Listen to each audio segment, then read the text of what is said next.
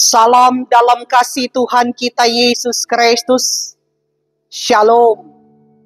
Damai di hati. Saudara-saudara, firman Tuhan yang akan kita baca dan renungkan di edisi 15 sampai dengan 21 Juni. Terambil dalam kitab Kisah Para Rasul pasal 18, ayat 18 sampai ayat yang ke-28. Karena itu sebelum kita membaca dan merenungkan firman Tuhan, maka mari kita berdoa.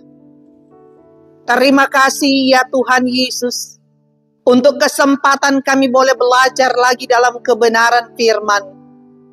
Kami dituntut supaya hidup seturut dengan firman. Karena itu ketika kami punya kesempatan untuk mendengarkan firman Tuhan, biar kiranya firman ini jugalah yang akan menjadi suluh dan pelita pada jalan kami. Karena itu Roh Kudus Tuhan bungkus kami, pakai hamba-Mu, dan kami akan mendengarkan, agar supaya firman ini terberkati dalam kehidupan kami. Berfirmanlah, karena kami sudah siap dan sedia mendengarkannya. Dalam nama Tuhan Yesus kami berdoa. Amin. Saudara-saudara, firman Tuhan yang akan kita baca terambil dalam kitab Kisah Para Rasul pasalnya yang ke-18 ayat 18 sampai 28. Begini bunyi firman Tuhan. Paulus kembali ke Antiokhia. Kemudian yang kedua Apolos di Efesus. Paulus tinggal beberapa hari lagi di Korintus. Lalu ia minta diri kepada saudara-saudara di situ dan berlayar ke Syria. Sesudah ia mencukur rambutnya di Kangrea, karena ia telah bernasar, Priscilla dan Aquila menyertai dia. Lalu sampailah mereka di Efesus. Paulus meninggalkan Priscilla dan Aquila di situ. Ia sendiri masuk ke rumah ibadah dan berbicara dengan orang-orang Yahudi. Mereka minta kepadanya untuk tinggal lebih lama di situ, tetapi ia tidak mengabulkannya. Ia minta diri dan berkata, "Aku akan kembali kepada kamu jika Allah menghendakinya." Lalu bertolaklah ia dari Efesus. Ia sampai di Kaisarea, dan setelah naik ke darat dan memberi salam kepada jemaat, ia berangkat ke Antiokhia. Setelah beberapa hari lamanya ia tinggal di situ, ia berangkat pula, lalu menjelajahi seluruh tanah Galatia dan Firgia untuk meneguhkan hati semua murid. Demikianlah pembacaan firman Tuhan yang disebut berbahagia adalah mereka yang tidak saja mendengarkan firman Tuhan, tetapi memelihara dan melakukan firman Tuhan dalam kehidupan. Saudara-saudara, dari pembacaan Alkitab kita dalam Kisah Para Rasul 18 ayat 18 sampai 28, yang menjadi tema peran suami istri mengajar tentang jalan Allah. Saudara-saudara, bicara peran suami istri itu berarti bicara tentang keluarga. Keluarga adalah lembaga terkecil dalam masyarakat. Keluarga juga punya peran penting dalam masyarakat. Mengapa? Karena pemicu konflik dalam masyarakat juga dari keluarga. Artinya, kalau keluarga itu baik, kalau keluarga itu harmonis, hidup rukun dan damai, terlebih lagi bila keluarga itu punya spiritual yang baik, kerohanian yang baik, maka dampak yang ditimbulkan minim konflik. Itulah sebabnya pertama-tama yang perlu dibenahi spiritualnya atau kerohaniannya dari orang tua dulu. Sebab orang tua adalah patron, adalah model, adalah contoh dari anak-anaknya. Kalau orang tua mencontohkan yang baik, berperilaku yang baik, hidup takut akan Tuhan, maka anak-anaknya juga akan mengikuti. Begitu juga orang tua penting membekali diri dengan pengetahuan Alkitab atau firman Tuhan, agar anak-anaknya dididik, diajar sesuai dengan firman Tuhan. Agar anak-anak juga akan mengenal Tuhan, percaya kepada Tuhan, dan melakukan kehendak Tuhan di hidup mereka. Saudara-saudaraku kekasih dalam Tuhan kita Yesus Kristus, kita melihat bahwa banyak anak-anak yang karena tidak dididik dengan baik, tidak mendisiplinkan mereka, tidak ada ketegasan dari orang tua. Pada akhirnya,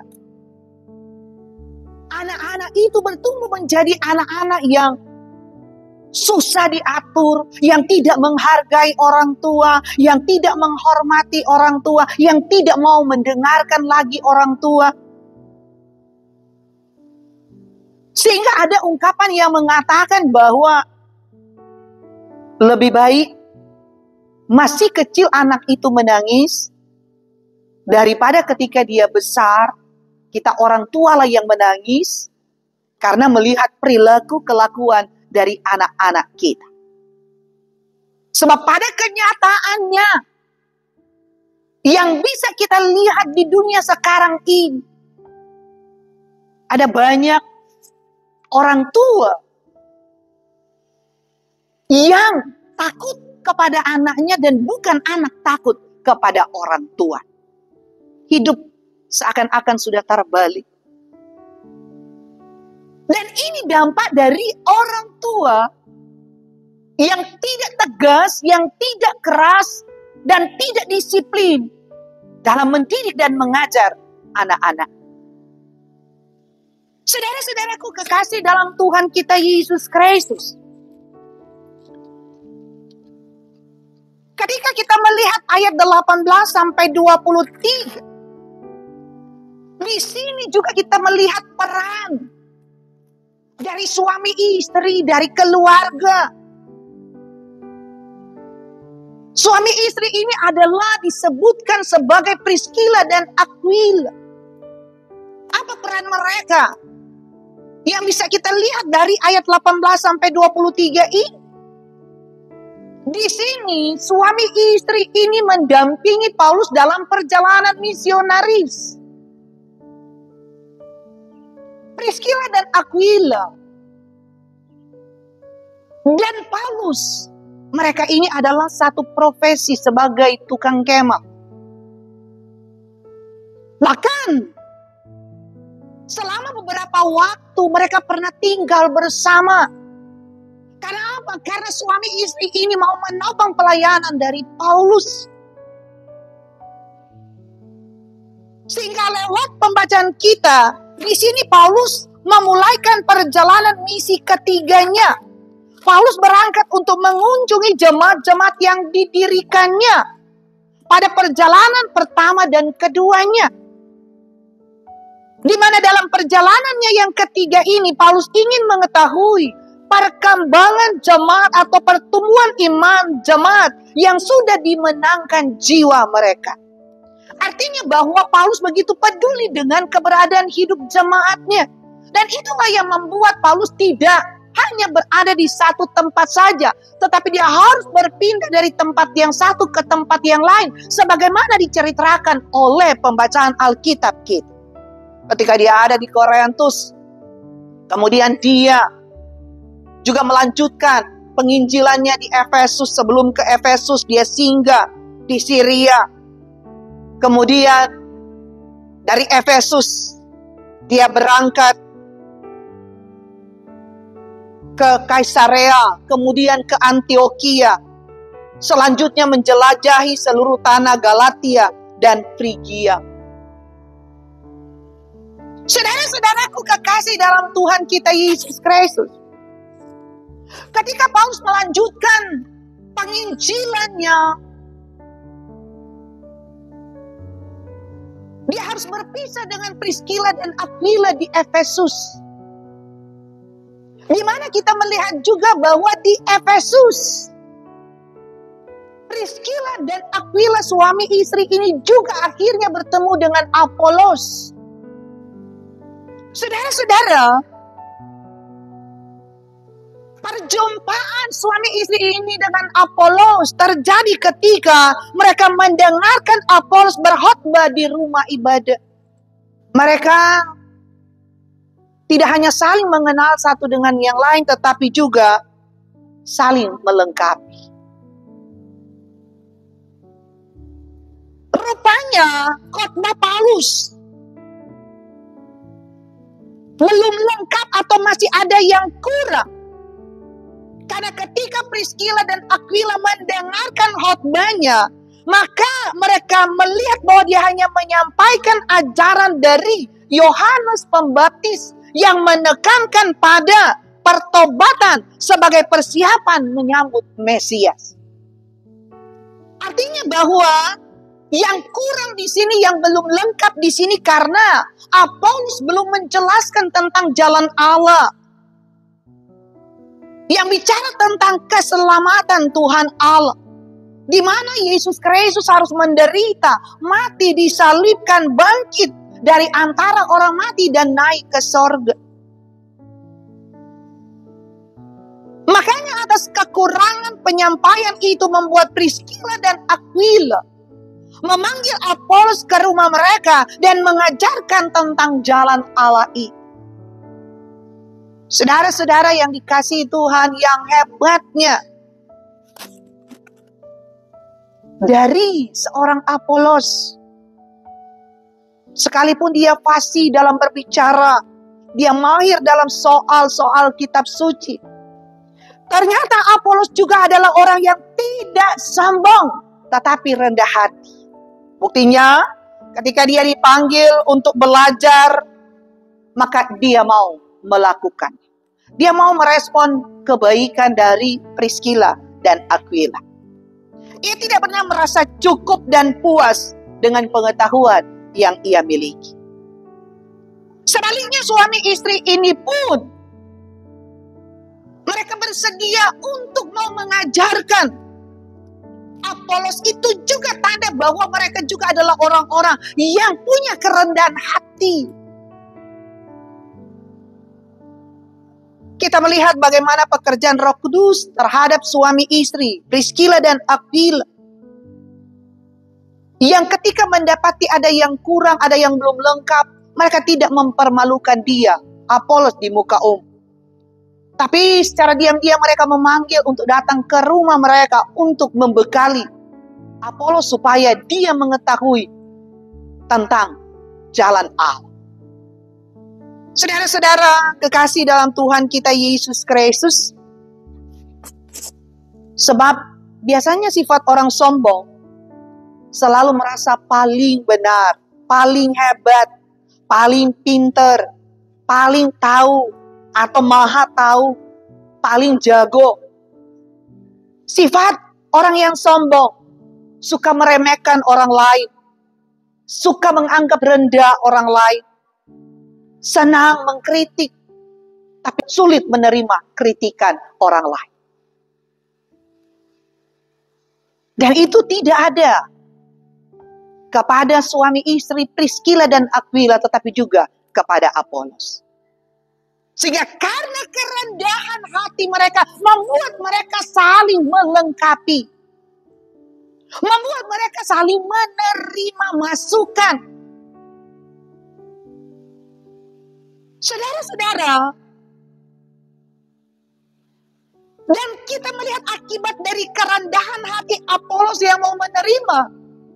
pengajaran dari Priscilla dan Aquila membuat Apolos pada akhirnya semakin hebat berkhotbah. Buktinya ketika dia ada di Akhaya, maka khotbahnya sangat berguna untuk orang-orang atau jemaat-jemaat di sana. Dengan pengajaran yang dia terima kepada Priscilla dan Aquila, membuat pada akhirnya Apolos juga punya keberanian untuk membantah orang-orang Yahudi di muka umum tentang Yesus yang adalah Mesias.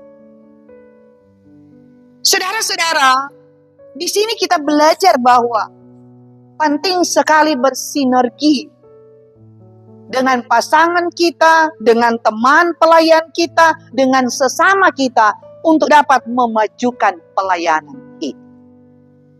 Jangan pernah merasa diri paling jago, paling hebat, paling pintar, sehingga tidak perlu bimbingan orang lain. Tidak perlu masukan dan kritikan orang lain. Dari firman ini kita belajar bahwa melayani itu juga tidak selamanya atau seharusnya dari mimbar gereja. Tetapi juga di rumah pun bisa melakukan pelayanan seperti yang dilakukan oleh Priscilla dan Aquila kepada Apolos.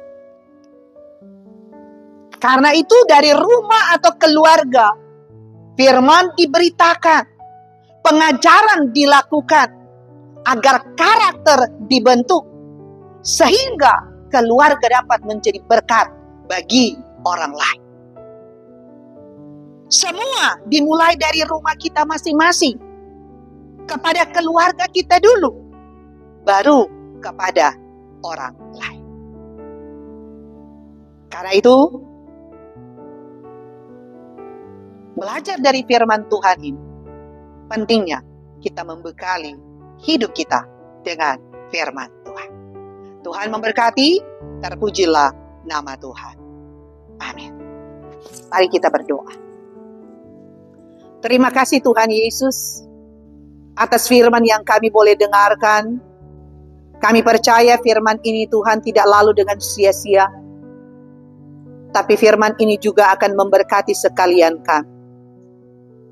Mampukan dan sanggupkan kami Tuhan, supaya kami dapat melakukan firman yang kami dengar,